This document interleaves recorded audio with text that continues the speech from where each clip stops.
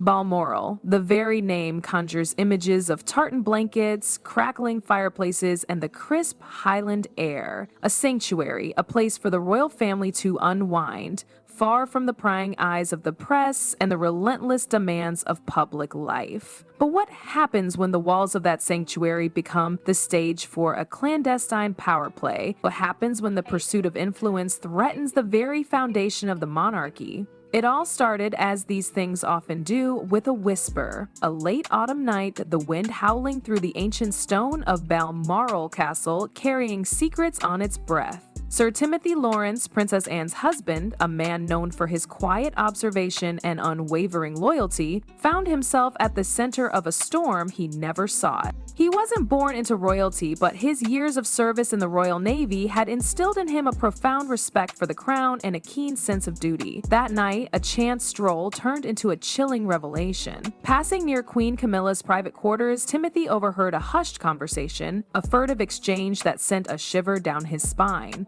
The words were fragmented, muffled, but the intent was unmistakable. Camilla, speaking with a steely resolve, alluded to maintaining power and a new arrangement concerning the throne. There was no warmth, no compassion for King Charles, who had been visibly weakened by a recent bout of illness. Only a cold calculation, a meticulous assessment of assets and influence. Imagine the scene. Timothy pressed against a velvet curtain, the weight of the revelation pressing down on him. He wasn't just overhearing gossip. He was witnessing a potential coup in the making. Camilla, it seemed, had a plan to secure her position, to ensure the monarchy's future on her terms. But what was the cost? Was King Charles's frailty a mere coincidence, or was something more sinister at play? Timothy knew he couldn't stay silent. To do so would be to become complicit in a plot that could destabilize the monarchy. But who could he trust? The palace was a labyrinth of loyalties and hidden agendas. Camilla's influence was vast, her network of advisors discreet and efficient. There was only one person he could turn to, Prince William. Discretion was paramount. Timothy couldn't risk a direct message, a phone call that could be intercepted. He used an encrypted communication device reserved for emergencies to send a coded message to William, a plea for an urgent meeting. A veiled warning of irregularities at Balmoral, he hinted at Camilla's dark plan, careful not to reveal too much, knowing that the message itself could be compromised. The die was cast. Timothy had placed himself at the heart of a perilous game, a political chessboard where every move could have devastating consequences. He knew that when William received his message, the fragile peace of Balmoral would shatter. The sanctuary would become a battlefield. Meanwhile, unaware that her secret had been compromised, Camilla continued to weave her web. She was a master strategist, a survivor who had navigated the treacherous waters of royal life for decades. She understood the importance of appearances, the power of perception. For the outside world, she was the devoted queen, tending to her ailing husband, carrying out her royal duties with grace and diligence. But beneath the surface, she was consolidating her power, tightening her grip on the levers of influence. Her first priority was damage control. She suspected a leak, a breach in her carefully constructed security. A subtle gesture from her private maid, a slightly misplaced napkin confirmed her fear. She reviewed security footage, searching for any sign of intrusion, and then she saw him, Timothy Laurence, taking a late-night stroll near her private quarters. His movements were too deliberate, too silent. She knew he had overheard something. Camilla acted swiftly and decisively. She erased all traces of the conversation, scrubbing digital data, destroying physical records. She summoned King Charles's chief physician, subtly pressuring him to limit information shared with other family members, especially William. She began to isolate Timothy, spreading rumors about his mental state, painting him as paranoid and obsessed with regency. Her goal was to neutralize him, to discredit any warnings he might issue. Balmoral, once a haven of tranquility, had become a viper's nest, a place of suspicion and intrigue. The storm was brewing, and Camilla was determined to be the last one standing. The coded warning hit William like a punch to the gut. He's not a man prone to rash decisions, but Timothy's reputation was his bond. Something was rotten in Balmoral. He bypassed official channels, activating his own network. Security experts and financial gurus fiercely loyal to the crown, not just the current occupant. His father's health was the immediate concern. He demanded a full, unvarnished look at the king's medical records for the past 3 months. What he found made his blood run cold. Subtle alterations, seemingly insignificant on their own, painted a disturbing picture. Key therapy sessions slashed, a vital medication swapped for something that induced a gentle, insidious fog. The king wasn't getting better, he was being managed. His decline subtly accelerated, and who benefited most from a weakened king? The answer hung heavy in the air. William's team dug deeper, unearthing a series of clandestine meetings between Camilla and the king's physician, held in the dead of night, far from prying eyes. The content remained a mystery, but the timing screamed volumes. If she was tampering with his father's health, what else was she manipulating? The investigation expanded to the royal treasury. William, intimately familiar with its workings, discovered a series of large-scale asset transfers orchestrated by Camilla. Funds were being funneled into new charitable foundations under her direct control. Legal, technically, but deeply suspect.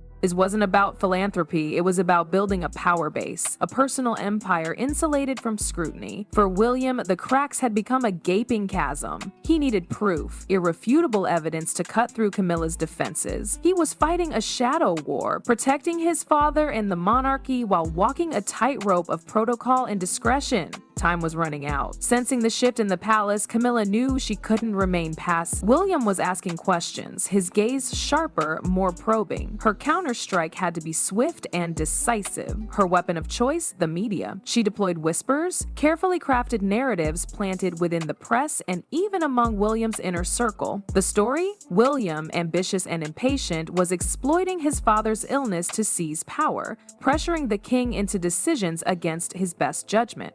The poison was subtle, designed to sow doubt and undermine William's credibility. She doubled down on damage control, summoning the king's physician once more. This time, the velvet gloves were off. She coerced him into signing pre-prepared reports, meticulously crafted to exonerate her, to paint all changes to the king's treatment as necessary and protocol-driven. The doctor was now her hostage, bound by fear and obligation. Camilla tightened her grip on the Royal Advisory Council, portraying herself as the devoted wife shielding a frail king from the divisive forces within his own family, namely William. She spun a web of misinformation, turning the palace into a labyrinth where truth was a casualty. But fate, as it often does, had a twist in store. A chambermaid, Eleanor, known for her meticulousness, stumbled upon a miniature digital recorder hidden in the queen's private quarters. Curiosity and a sense of unease compelled her to listen. What she heard was a hurried conversation between Camilla and the king's physician. Camilla's voice cold and calculating, demanding the king's condition be maintained, his treatment controlled.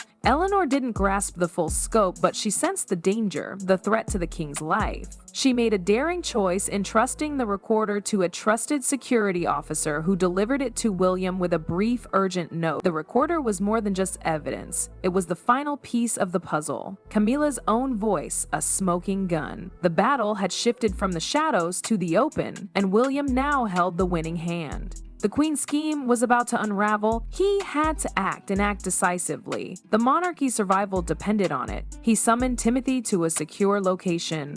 The gravity of the situation hung heavy in the air. Together, they meticulously assembled the case, each piece of evidence carefully laid out, each connection meticulously documented. The recording, of course, was the linchpin, Camilla's own words damning and undeniable. Then came the medical records, exposing the subtle yet lethal alterations to the king's treatment. Timothy, with his keen eye for detail, helped connect the dots, linking the changes in medication to Camilla's clandestine meetings with the king's physician. The financial records completed the picture, revealing the flow of royal assets into Camilla's personal foundations. William set aside any personal feelings. This wasn't about family, it was about duty. He walked into the royal council meeting with a steely resolve. The room was filled with unease. Veteran advisors, senior officials, all with faces etched with skepticism. Camilla entered, a picture of composure. She was ready for a fight. ready to twist the narrative to paint William as a power-hungry usurper.